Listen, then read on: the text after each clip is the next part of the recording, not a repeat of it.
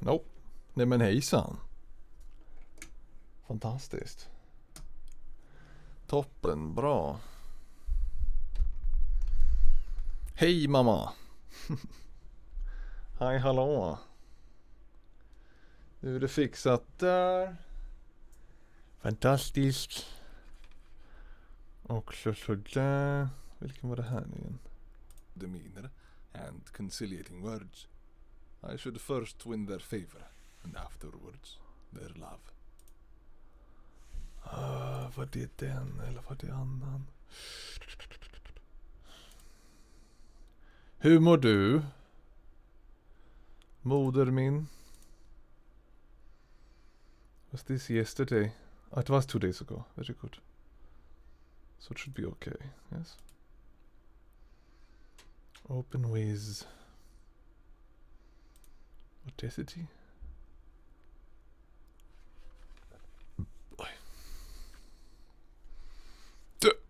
El fantastico.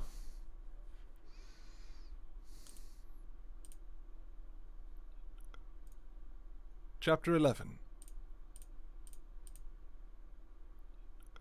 Yeah, okay. Fantastiskt. Great stuff. Okay. Audacity. Then I will have this. Yeah.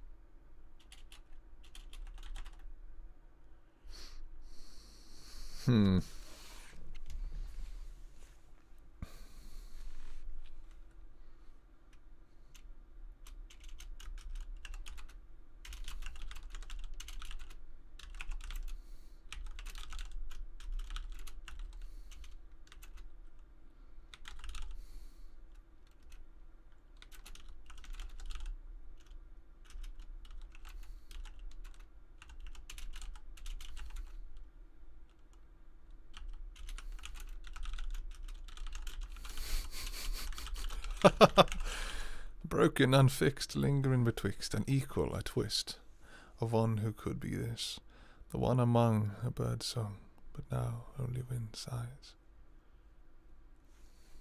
Oh, I quite liked that.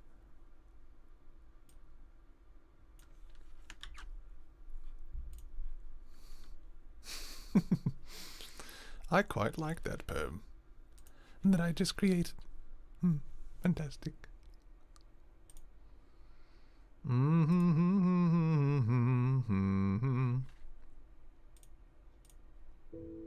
Opa! That is not it. Sound settings, focus height. Yeah. That is all we want. That is all it will be. And so we shall have what we have, and nothing more.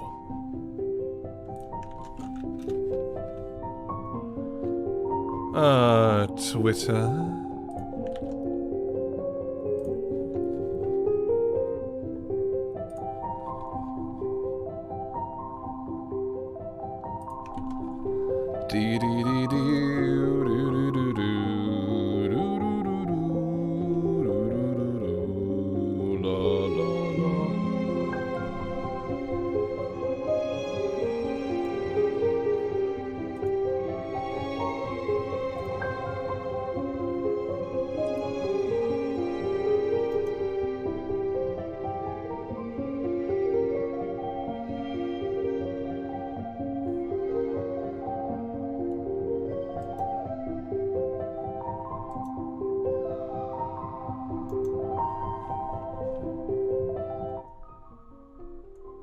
Fantastic.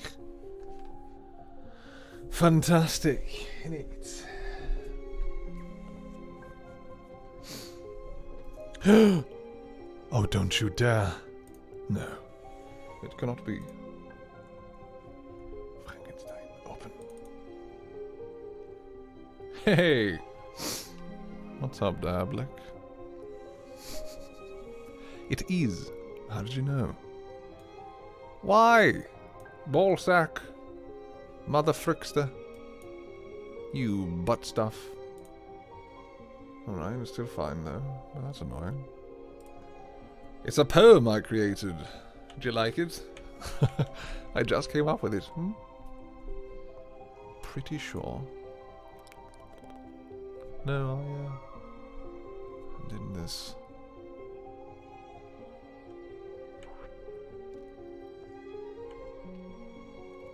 Moved me sensibly. I could mention innumerable instances which, although slight, marked the dispositions of these amiable cottagers.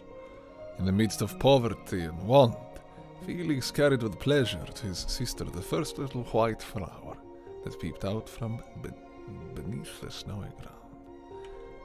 I did read this, right? For some reason my computer decided to turn itself off in the middle of the night. And so, the page that I was on was now lost. Yes.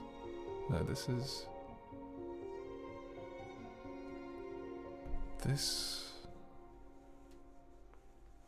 what I did not read. How are you doing, Diabolic, on this fabulous... It's actually already Thursday. Can you believe that? Yeah. I can't. Personally. I really can't. But it is what it is it not? And so...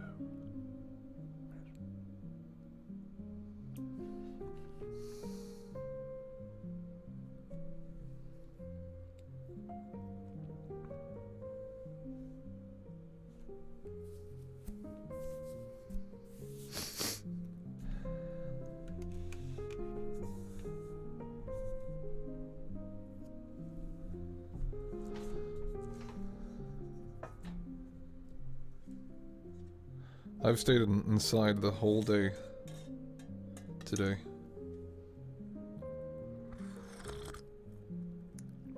And the weird part, it doesn't even feel like I've done several things, but I feel like the day's just fucking gone like this.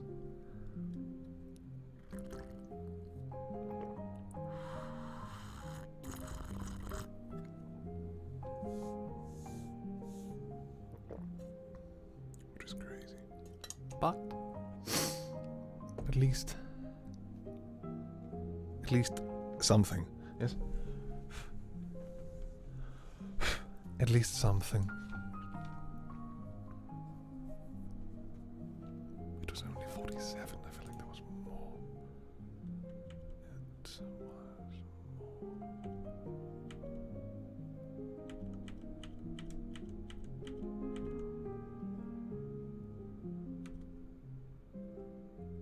No, I did not read this. Yeah, no. Wow.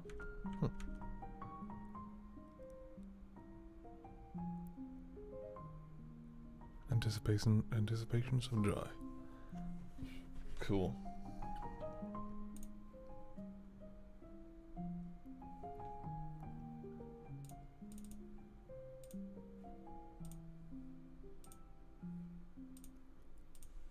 Chapter 13. I now hasten to the more moving part of my story.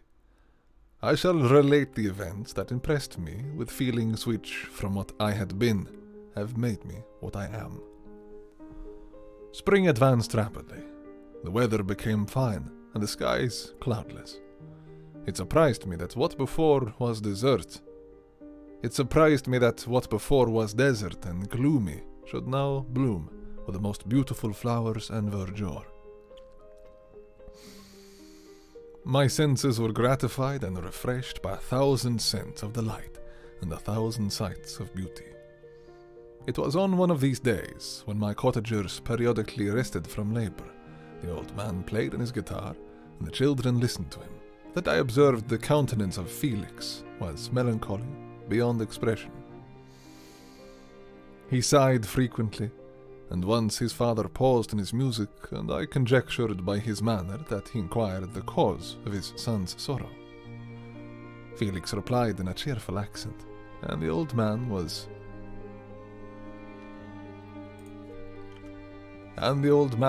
recommencing his music when someone tapped at the door. It was a lady on horseback, accompanied by a countryman as a guide. The lady was dressed in a dark suit and covered with a thick black veil. Agatha asked a question, to which the stranger only replied by pronouncing, in a sweet accent, the name of Felix. Her voice was musical, but unlike that of either of my friends.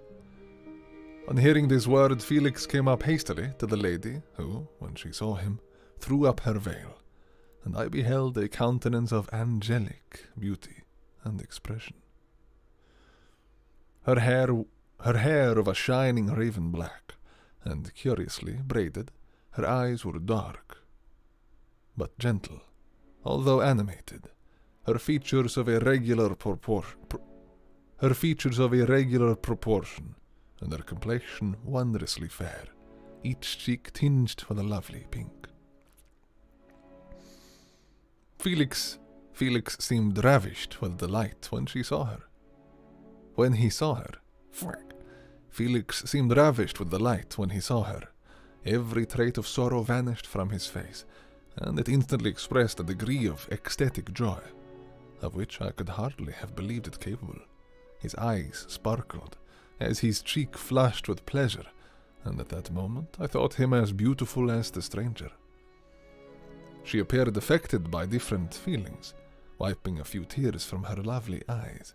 She held out her hand to Felix, who kissed it rapturously, and called her, as well as I could distinguish, his sweet Arabian. She did not appear to understand him, but smiled. He assisted her to dismount, and dismissing her guide, conducted her into the cottage.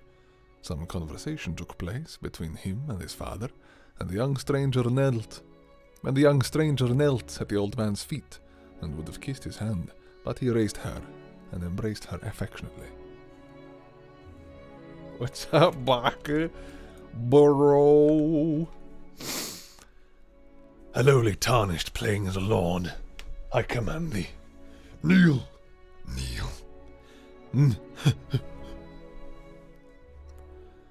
Who's that from? Is that the last boss of Dark Souls 3? A lowly tarnished playing as a lord. I command thee, kneel. I am the lord of all that is golden. It is Godric the Grafted. I like Godric. Godric is cool. Gotcha. How you doing? Buck, buck. Are you back to playing Elden Ring? Is that why you say this? What did you think about the streaming ping? My little poem. I created it in like 5 seconds. Are you stressed? Fucking shit. You got an essay due, or what's it called? Exam. Oh frick, yeah. Tomorrow. Gotcha. What do you need to work on?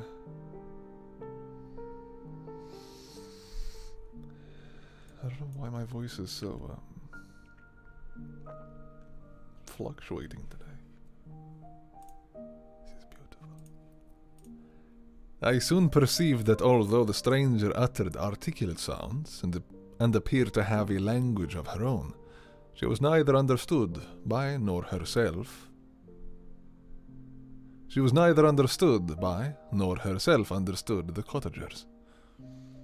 They made many signs which I did not comprehend, but I saw that her presence diffused gladness through the cottage, dispelling their sorrow as the sun dissipates the morning mists. Felix seemed Felix seemed peculiarly happy, and with smiles of delight welcomed his Arabian. Agatha, the ever-gentle Agatha, kissed the hands of the lovely stranger, and pointing to her brother, made signs which appeared to me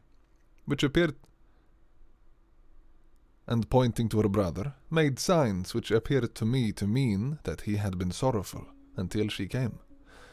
Some hours passed thus, while they, by their countenances, expressed joy, the cause of which I did not comprehend.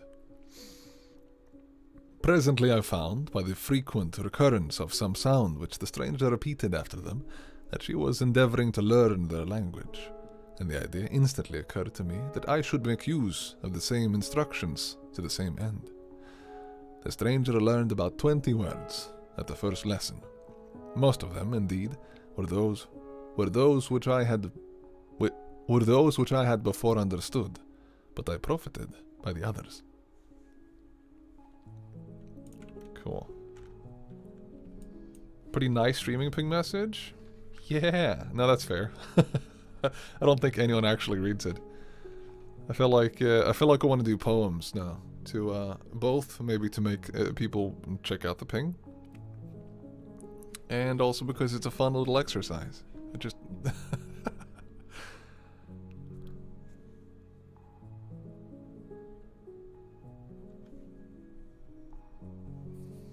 Thanks, I appreciate that. I actually posted it to my Twitter too. My voice acting Twitter.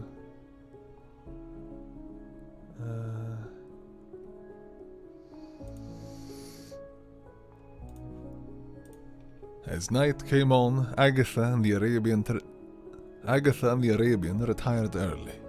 When they separated, Felix kissed the hand of the stranger and said, "Good night, sweet Safi." He sat up much longer, conversing with his father, and by the frequent repetition of her name I conjectured that their lovely guest was the subject of their conversation. I ardently desired to understand them, and bent every faculty toward that purpose, but found it utterly impossible. The next morning Felix went out to his work, and after the usual occupations of Agatha were finished, the Arabian sat at the feet of the old man, and taking his guitar, played some airs so entrancingly beautiful that they at once drew tears of sorrow and delight from my eyes. She sang, and her voice flowed in a rich cadence, swelling or dying away like a nightingale of the woods. When she had finished, she gave the guitar to Agatha, who at first declined it. She played a simple air, and her voice accompanied it in sweet accents, but unlike the wondrous strain of the stranger. The old man appeared enraptured, and said some words which Agatha endeavoured to explain to Safi, and by which he appeared to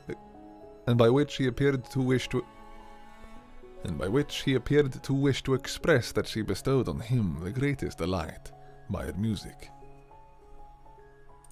I don't know why, but I'm like losing words just in the middle of them. It's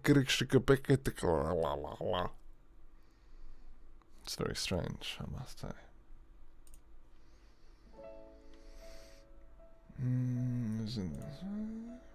Sick.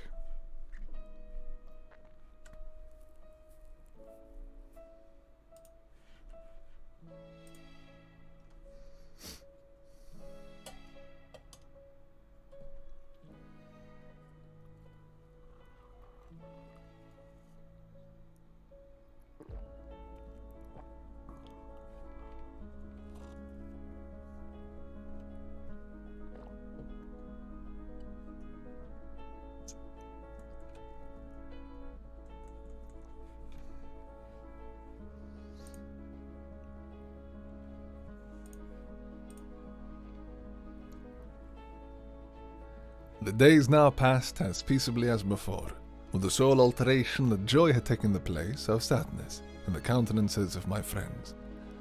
Safi was always gay and happy. She and I improved rapidly in the knowledge of language, so that in 2 months I began to comprehend most of the words uttered by my protectors. In the meanwhile, also the black ground was covered with herbage, and the green banks interspersed with innumerable flowers, sweet to the scent and the eyes, stars of pale radiance among the moonlight woods. The sun became warmer, the nights clear and balmy, and my nocturnal rambles were an extreme pleasure to me, although they were considerably shortened by the late setting and early rising of the sun.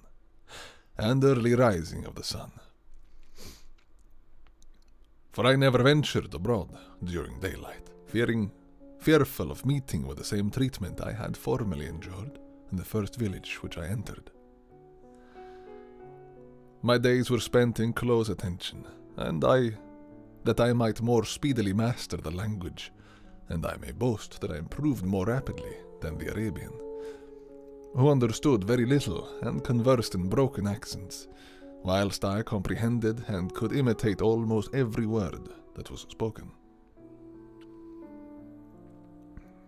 While I improved in speech, I also learned the science of letters, as it was taught to the stranger, and this opened before me a wide field for wonder and delight.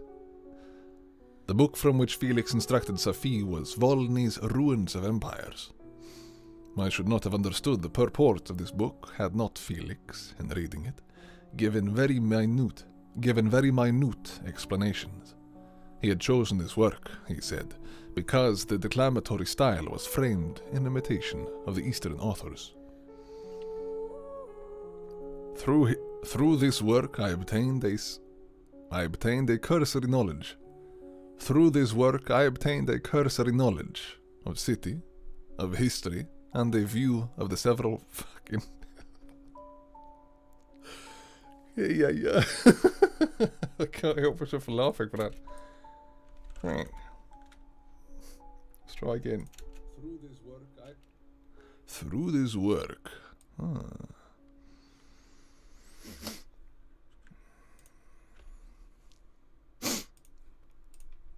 Through this work, I obtained a cursory knowledge of history and a view of the several empires at present existing in the world.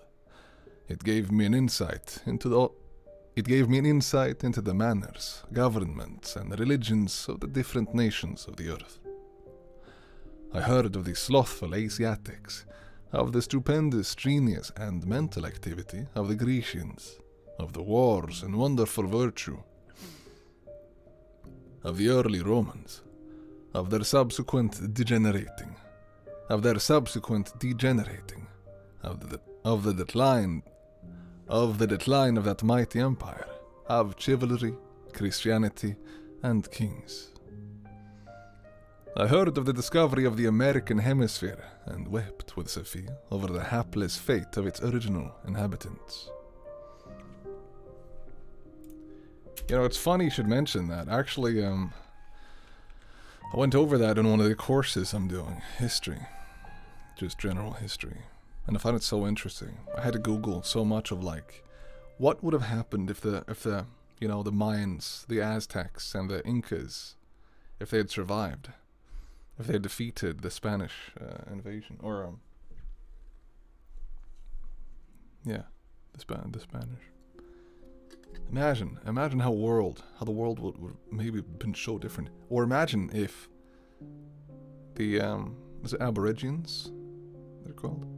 If they invaded Europe instead of Europe invading South America. It would have been crazy. I find that so interesting.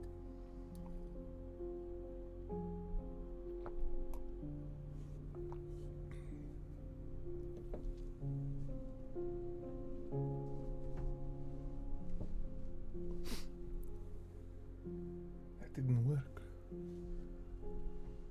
Get out of here. Get out of here, huh? Beast.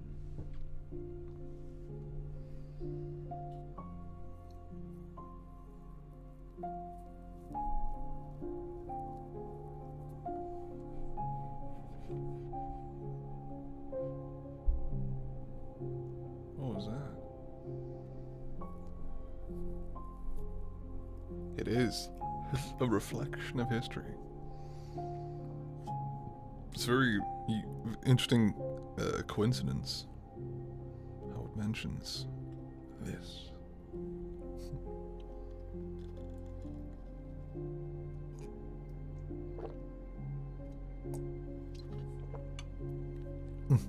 it's tasty. Tasty honey water. I want to have something a little... Oh, this is fine. You know, my neighbor has stopped the banging.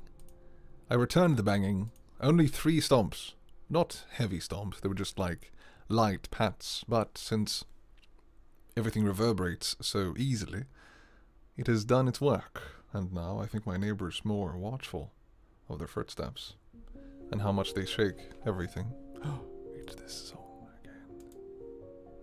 Fantastic. I like that too. It feels very nice. Or they're just not home. Because I just heard, like, I don't know, was it 2 minutes ago? A bang.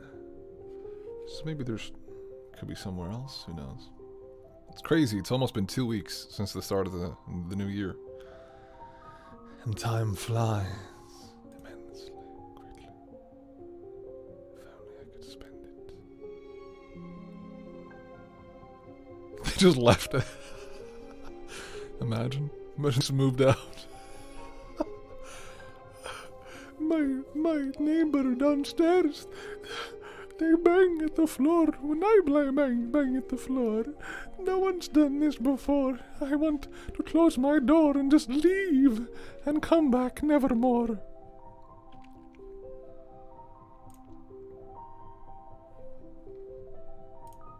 So like that?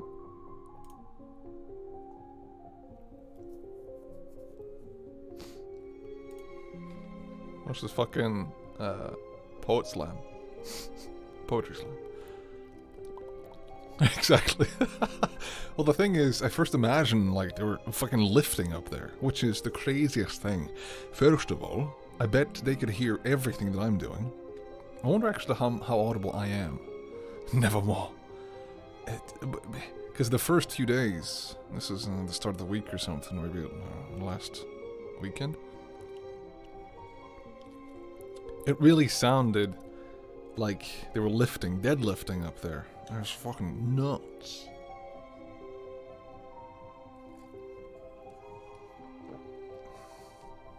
Nevermore. Nuts.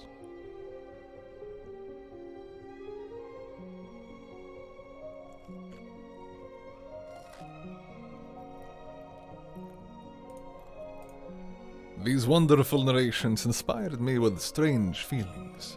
Was man, indeed, at once so powerful, so virtuous and magnificent, yet so vicious and base?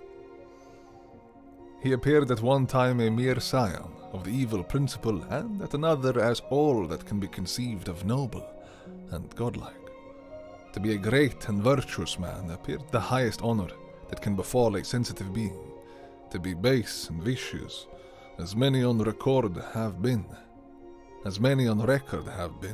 appeared the lowest degradation, a condition more abject than that of the blind mole or harmless worm.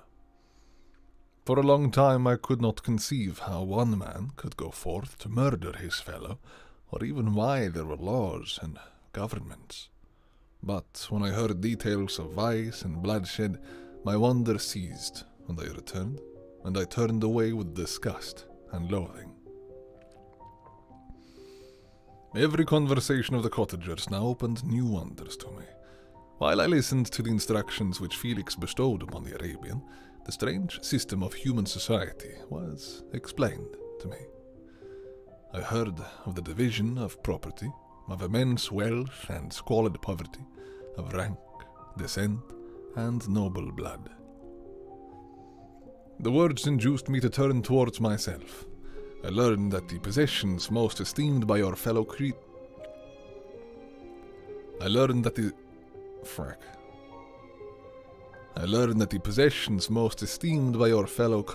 were high and unsullied, descent, and united with riches.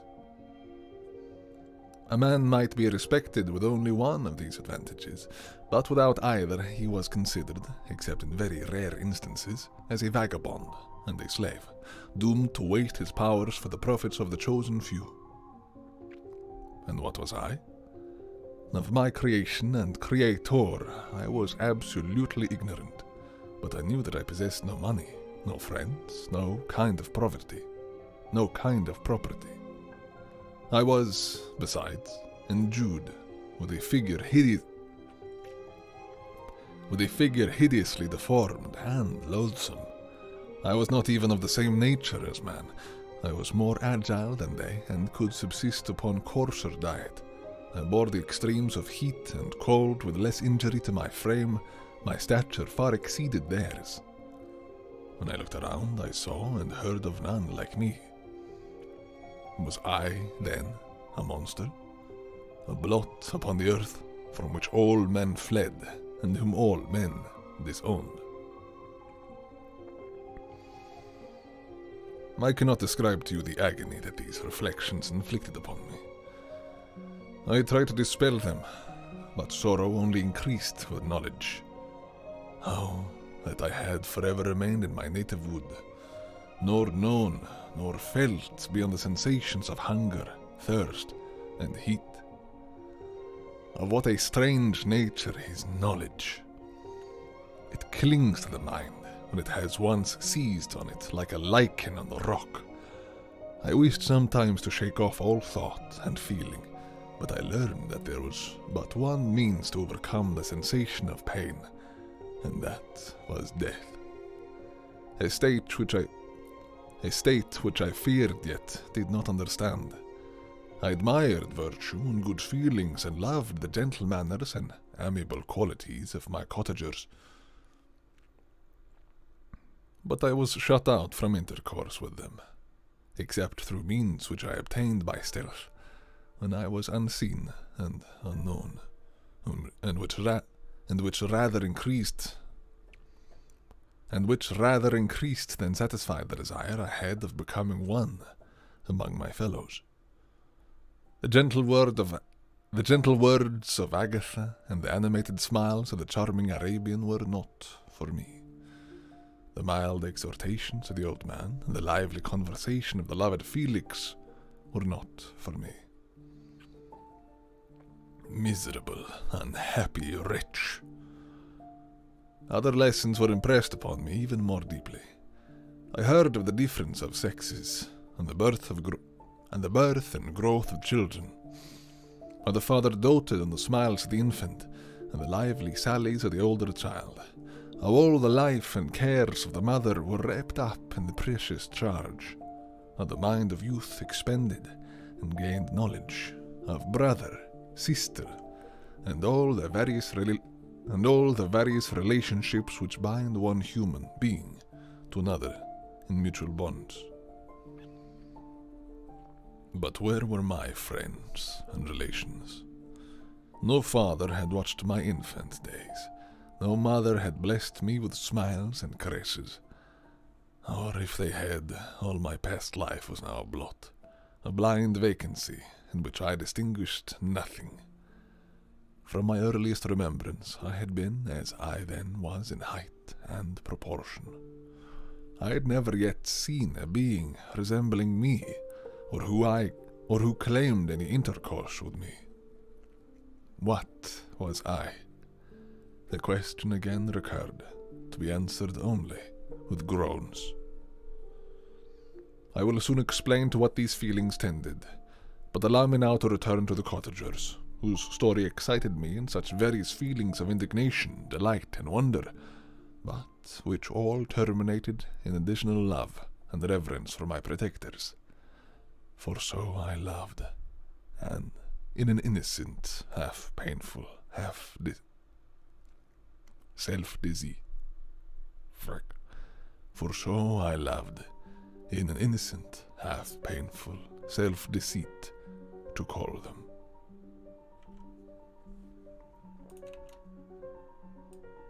This is getting good. I know the feeling. This. Of what a strange nature is knowledge. It clings to the mind when it has once seized on it like a lichen on the rock. I wished sometimes to shake off all thought and feeling, but I learned that there was but one means to overcome the sensation of pain. and that was death. A state which I feared, yet did not understand. This, of what a strange nature is knowledge, it clings to the mind when it has once seized on it, like a lichen on the rock.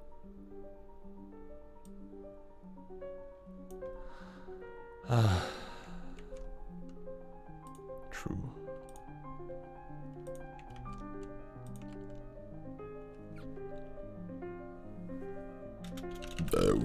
Excuse me.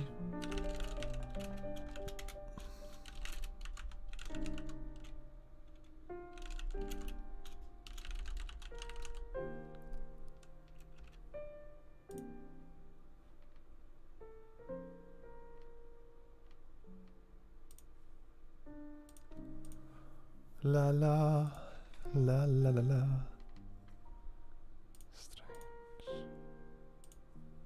Strange nature's knowledge.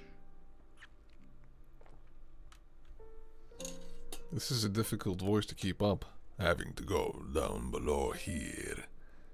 I should have changed when I had the opportunity, but now it's too late. Now I am Bond. James Bond. Oops.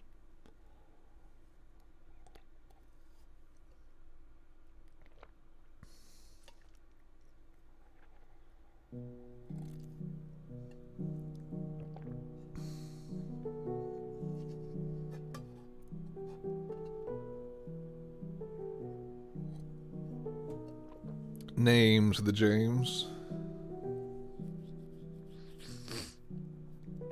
Call the Bondulans.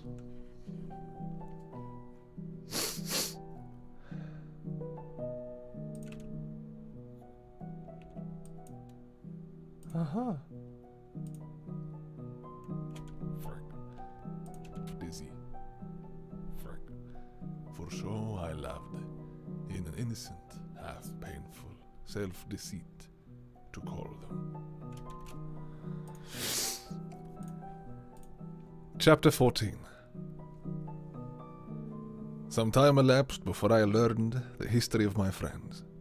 It was one which could not fail to impress itself deeply on my mind, unfolding as it did a number of circumstances, each interesting and wonderful to the one so utterly inexperienced as I was. The name of the old man was de Lacy. He was descended from a good family in France, where he had lived for many years in affluence, respected by his superiors and beloved by his equals. His son was bred in the service of his country, and Agatha had ranked with ladies of the highest distinction. A few months before my arrival, they had lived in a large and luxurious city called Paris, surrounded by friends and possessed of every enjoyment which virtue, refinement of intellect, or taste, accompanied by a moderate fortune, could afford.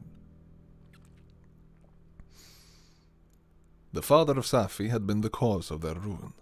He was a Turkish merchant, and had inhabited Paris for many years, when, for some reason which I could not learn, he became obnoxious to the government. He was seized and cast into prison the very day that Safi arrived from Constantinople to join him. He was tried and condemned to death. The injustice of this sentence was very flagrant.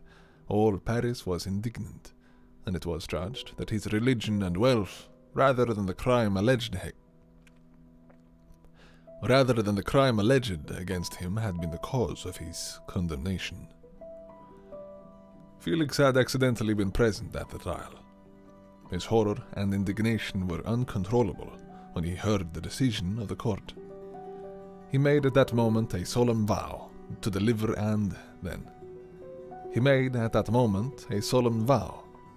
him and then looked around for the means. After many fruitless attempts to gain admittance to the prison, he found a strongly grated window in an unguarded part of the building, which lighted the dungeon of the unfortunate Muhammadan. Mohammedan, who, loaded with chains, waited in despair the execution of the barbarous sentence. Felix visited the Great at night and made known to the prisoner his intentions in his favor. The Turk, amazed and delighted, endeavored to kindle the zeal of his deliverer by promises of reward and wealth. Felix rejected his offers with contempt, yet when he saw the lovely Safi, who was allowed to visit her father, and who by her gestures expressed her lively gratitude, the youth could not help owning to his own mind that the captive possessed a treasure which would fully reward his toil and hazard. The Turk quickly perceived the impression that his daughter had made on the heart.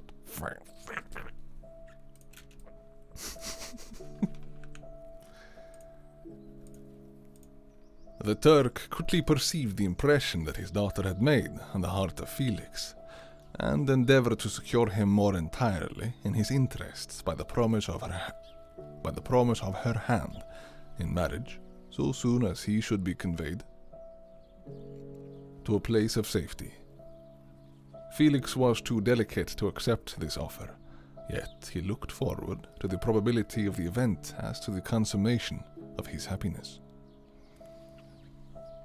During the ensuing days, while the preparations were going forward for the escape of the merchant, the zeal of Felix was warmed by several letters that he received from this lovely girl, who found means to express her thoughts in the language of her lover. By the aid of an old man, a servant of her father who understood French, she thanked him in the most ardent terms for his intended services toward her parent, and at the same time she gently deplored her own fate. I have copies of these letters, for I found means, during my residence in the hovel, to procure the implements of writing, and the letters were often in the hands of Felix or Agatha. Before I depart, I will give them to you. They will prove the truth of my tale, but at present, as the sun is already far declined, I shall only have time to repeat the substance of them to you.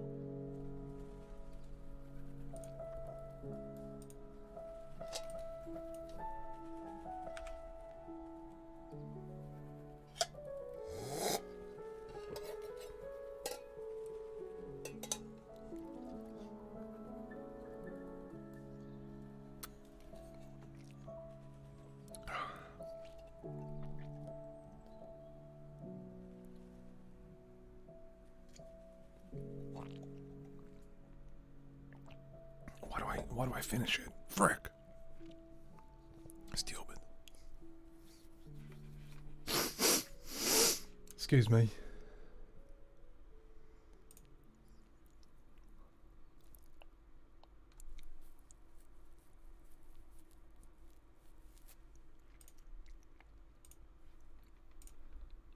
Safi related that her mother.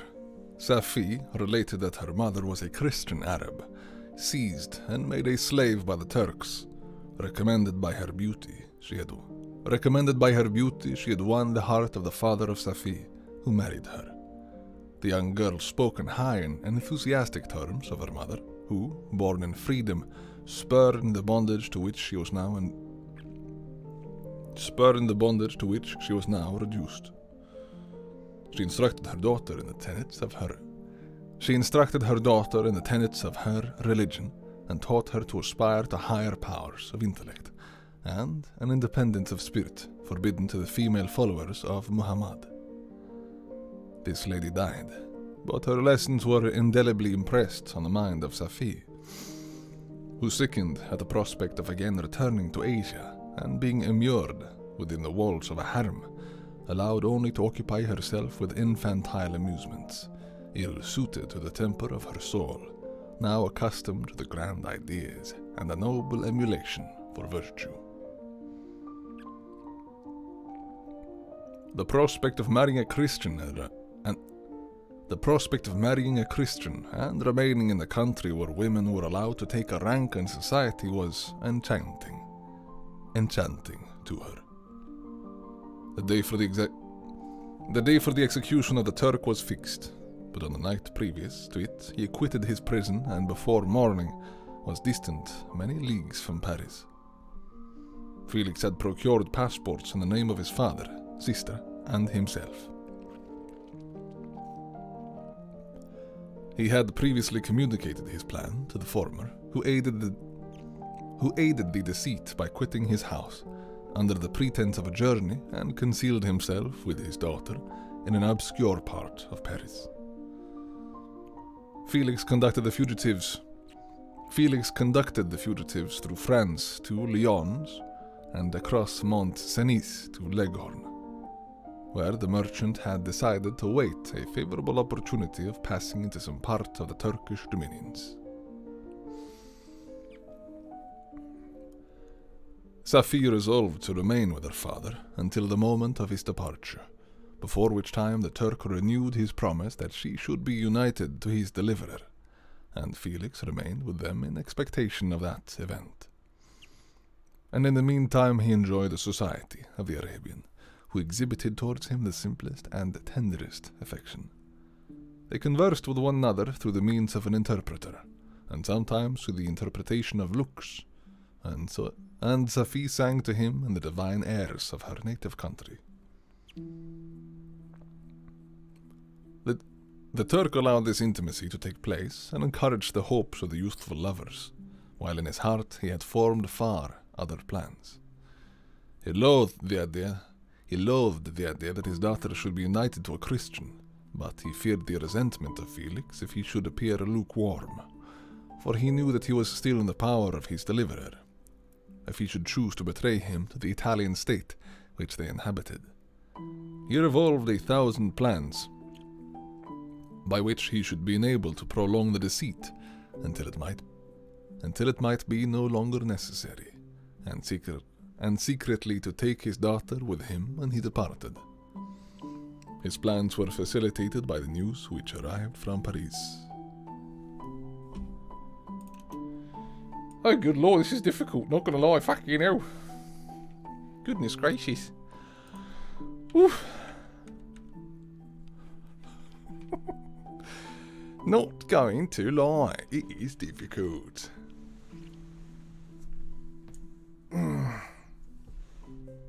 Why did I choose this voice, man?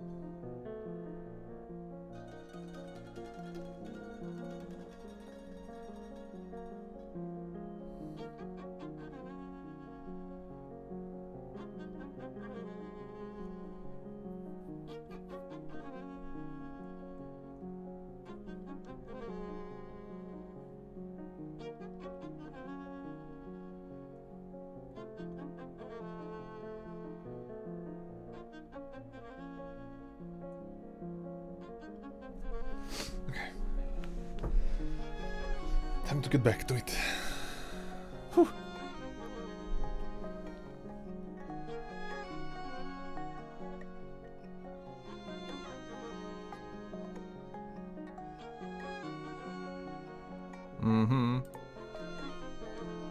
Fantastic.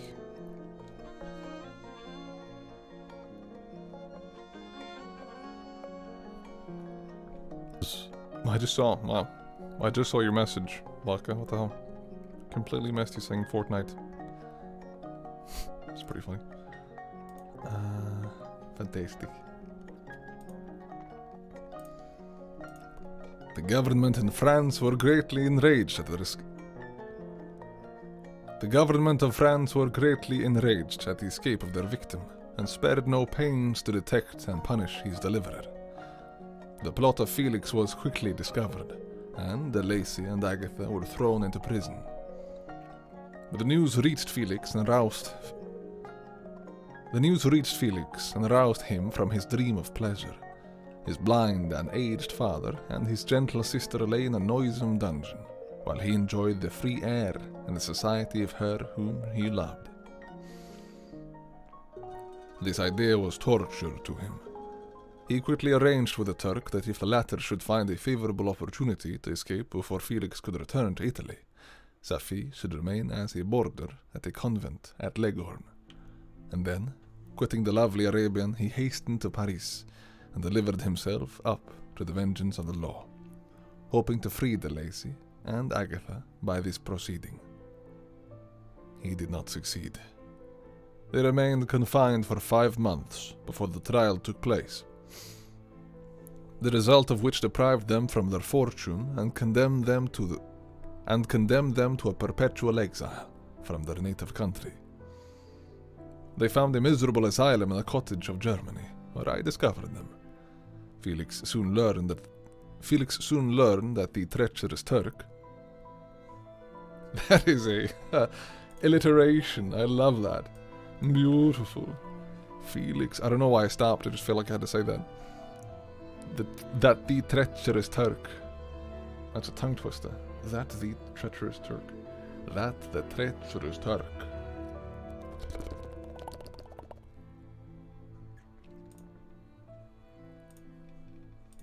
Felix soon learned that the treacherous Turk, for whom he and his family endured such unheard of oppression, and discovering that his deliverer was thus reduced to poverty and ruin, became a traitor to good feeling and honor, and had quitted Italy with his daughter, insultingly sending Felix a pittance of money to aid him, as he said, in some plan of future maintenance. Such were the events that preyed on the heart of Felix and rendered him, when I first saw him, the most miserable of his family. He could have endured poverty, and while this distress had been the meed of his virtue, he gloried in it. But the ingratitude of the Turk and the loss of his beloved Safie were misfortunes more bitter and irreparable. The arrival of the Arabian now infused new life into his soul. When the news reached Leghorn that Felix was deprived of his wealth and rank, the merchant commanded his daughter to think no more of her lover, but to prepare to return to her native country. The generous nature of Safie was outraged by this command. She attempted to expostulate with her father, but he left her angrily, reiterating his tyrannical mandate. A few days after, the Turk entered his daughter's apartment and told her hastily that he had reason to believe that his residence at Leghorn had been divulged, and that he should speedily be delivered up to the French government. He had consequently hired a vessel to convey him to Constantinople, for which city he should sail in a few hours. He intended to leave his daughter under the care of a confidential servant, to follow at her leisure with the greater part of his property, which had not yet arrived at Leghorn. When alone, Safie resolved in her own mind a plan of conduct that it would become her to pursue in this emergency. Her residence in Turkey was abhorrent to her, but religion and her feelings were alike averse to it. By some papers of her father, which fell into her hands, she heard of the exile of her lover, and learned the name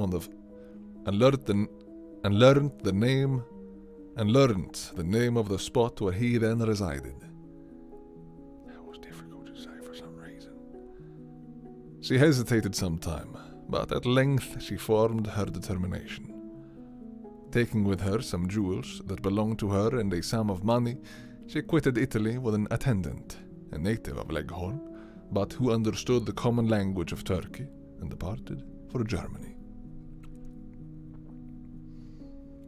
She arrived in safety at a town about 20 leagues from the cottage of De Lacy, when her attendant fell dangerously ill.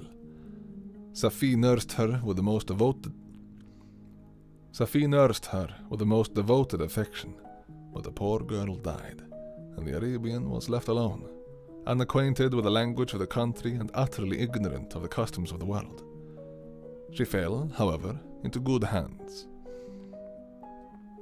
The Italian had mentioned the name of the spot for which they were bound, and after her death, the woman of the house in which they had lived took care that Safi should arrive in safety at the cottage of her lover. I'm struggling. Frank.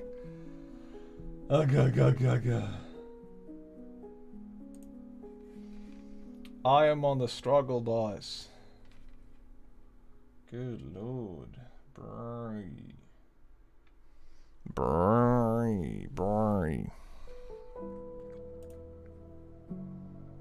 Hey, what's up, Harlequin? Hello, a person from the internet, but on the other side. How do you fare? What brings you here?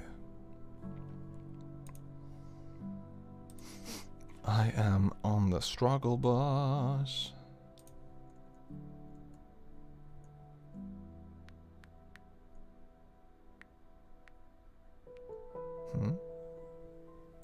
That's amazing.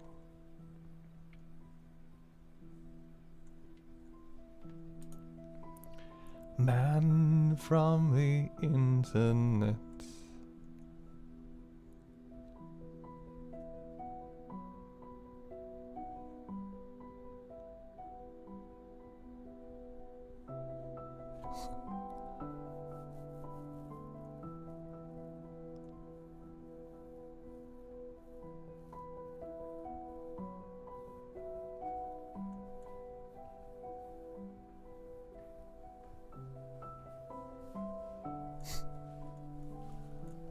La la la.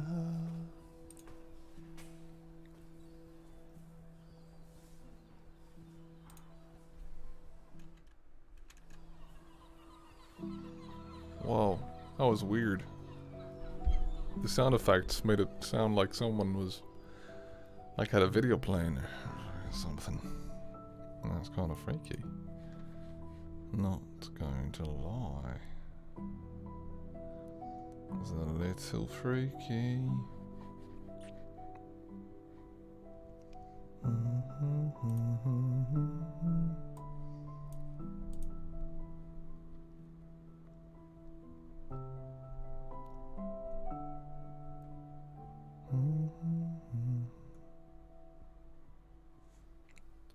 I love it.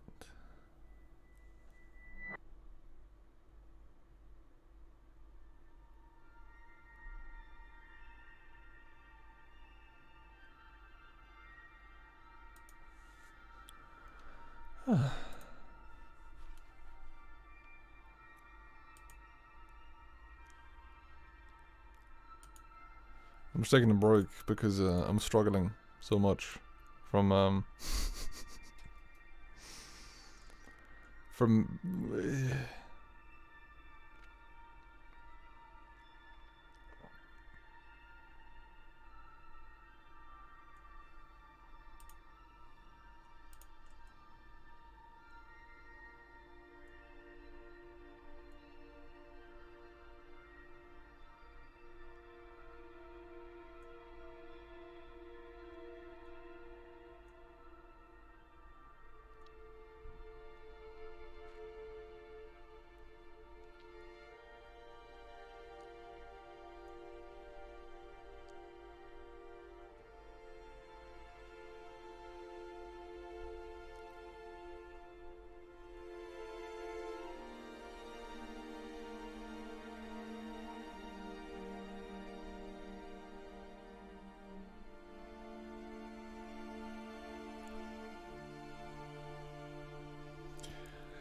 Da da da.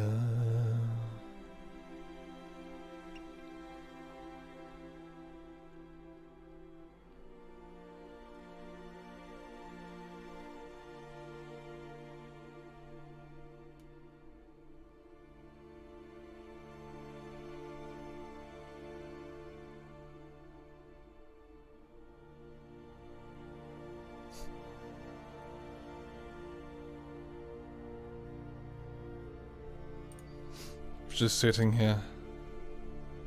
What are you up to? What is this? Oh. Just going on. Hmm.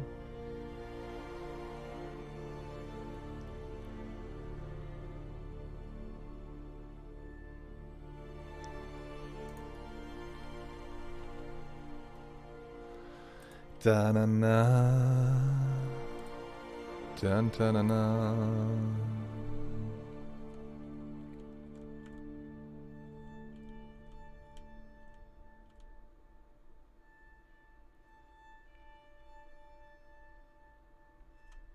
Cool.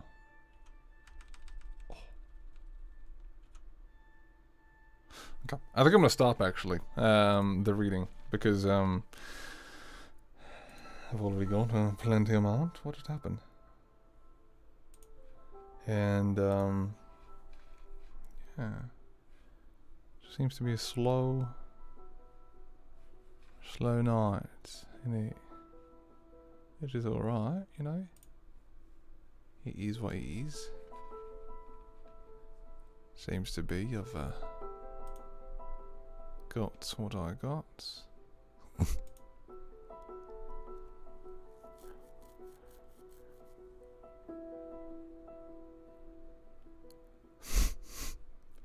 Go piss, girl. That's funny.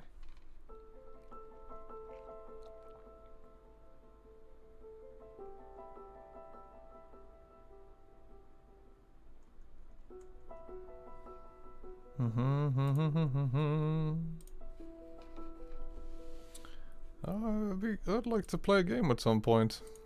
So, but be doubtful, really. For that to happen.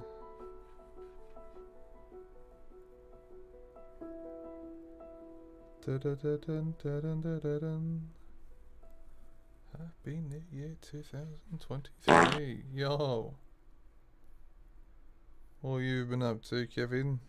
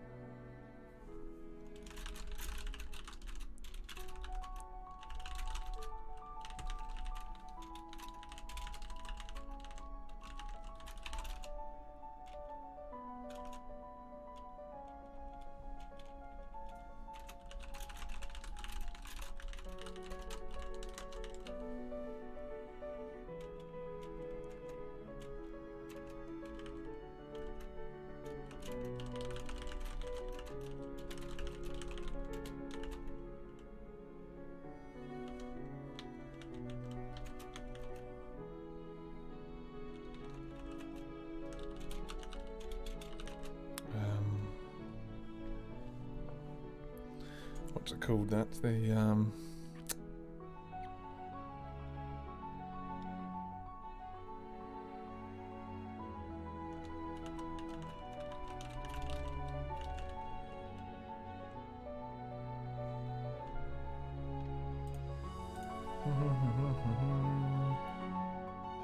oh shit.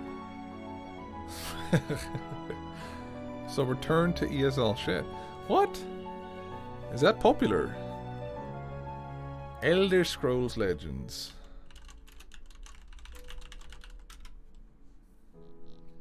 Yeah, 2017. Is Elder Scrolls Legends still active? Oh man, thank you for telling me who the publishers are. I don't think anyone doesn't know.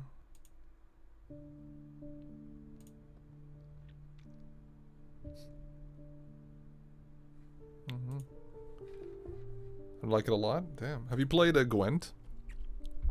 by the Witcher based card game. I used to play a lot of that. That was a fun time. It's very enjoyable. That was like what, 2017 or something? Nuts. Never mind then. What is it?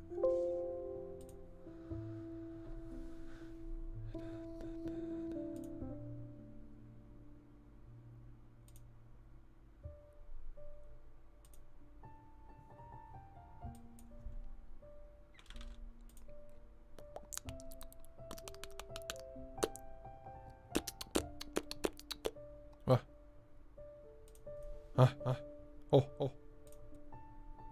That was weird. The fuck? Right. No?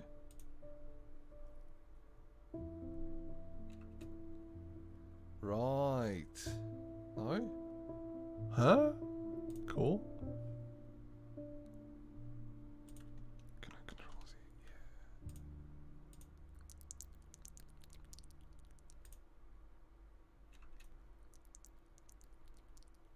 Okay, that doesn't work. Never mind then. Oh wait, I didn't have that on. Oh, it crashed. Never mind. Ah, you've never played Gwent. Damn. You should play Gwent if you like card games. I don't know if it's still popular though. Let me check. Gwent. What, 2018? That's one. Okay. There's still 72 cards planned for release next year. There's a seasonal model, the rewards building decks in different ways. Wow.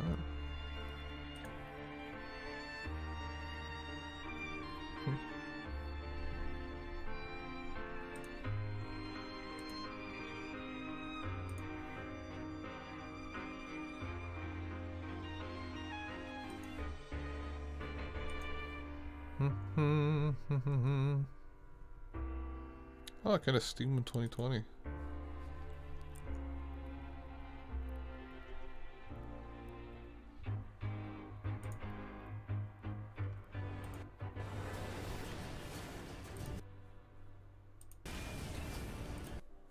It looks like this. Pretty cool.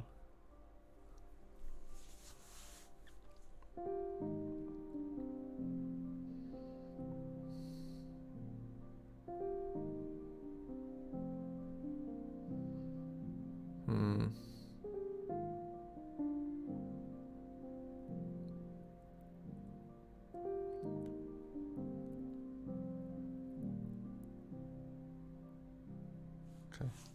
Didn't actually show very much. That's alright now. Now that's smart. Now that's smart. Tweak to learn ever more about our oft-troubling partnership. And to discover precisely what I get out of it. And to discover precisely what I get out of it. Yeah.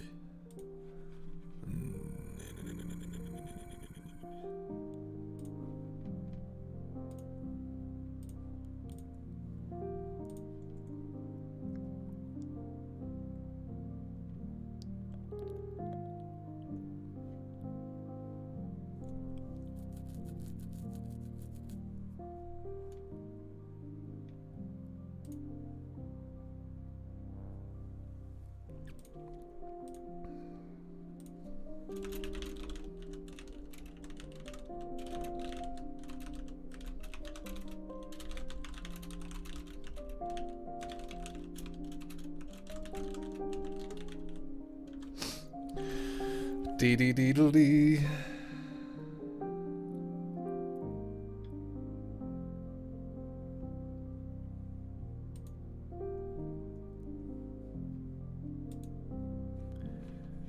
Bum ba-dum. Okay, I am done. I'm done. I'm done being merciful. Not too shabby, I might say. Wow.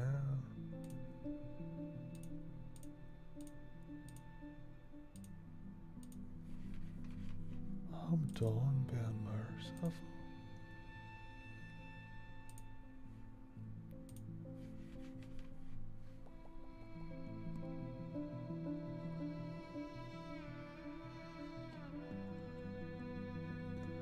With that, fantastic.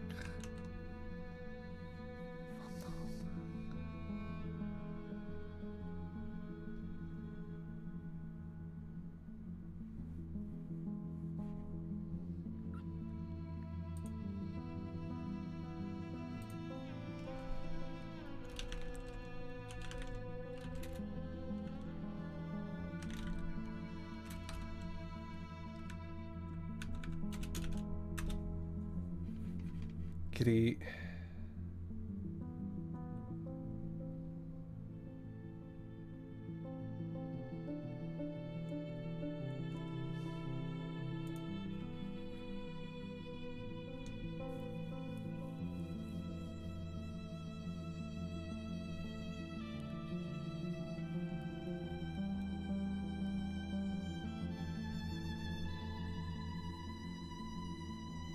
Crazy.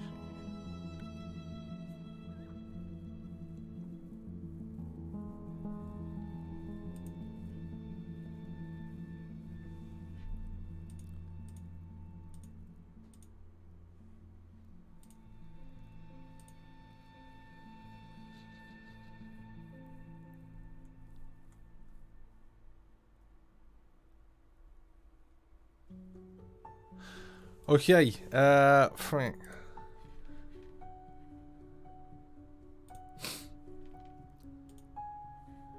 Do that. Fantastic. It's a shame it didn't work.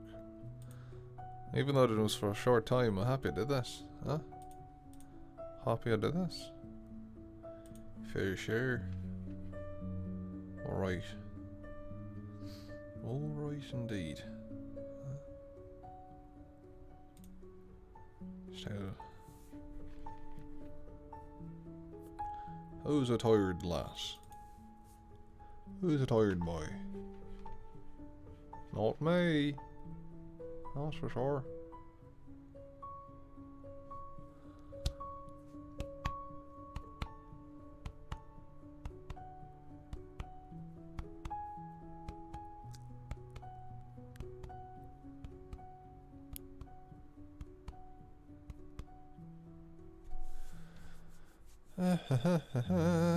Go piss girl.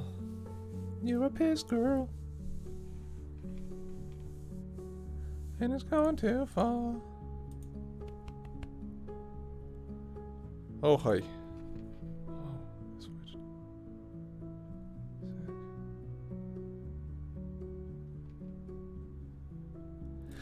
You're a rich girl, and you're going too far, 'cause you know it don't matter anyway. You can rely on the old man's money. You can rely on the old man's money. You're a bitch girl.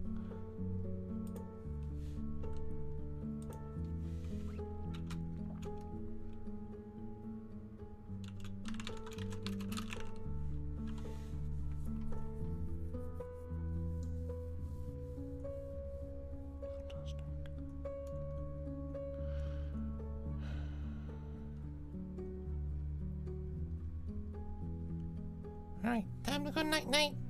Bye everybody!